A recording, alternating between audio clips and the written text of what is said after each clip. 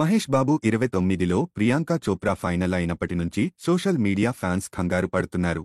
ఎందుకంటే ఆమెనే main heroine అనే భావనతో. సాధారణంగా మన భారతీయ సినిమాల్లో హీరో ఎంత వయసు పెద్దవాడైనా సరే హీరోయిన్ మాత్రం ఖచ్చితంగా గ్లామరస్గా చిన్న వయసుదే అయ్యుండాలి.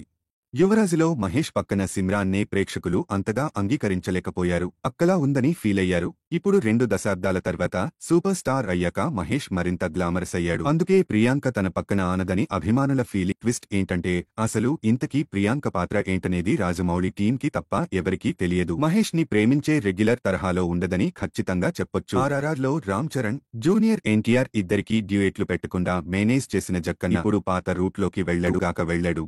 కాబట్టి ఇప్పటికిప్పుడు మహేష్, ప్రియాంకలను జంటగా ఊహించుకోవడం అవసరం. అసలే ఫారెస్ట్ బ్యాక్ డ్రాప్, బోలెడు క్యారెక్టర్లు, విదేశీ నటీనటులు ఉంటారు. అలాంటప్పుడు ఎవరికి ఎలాంటి రోల్ డిజైన్ చేశాడనేది జక్కన్న మాత్రమే చెప్పగలడు. సో వెయిట్ చేయాల్సిందే. అప్పటిదాకా ఊహాగానాలు వదిలేయాలి తప్పించి లోతుగా వెళ్లాల్సిన అవసరం లేదు.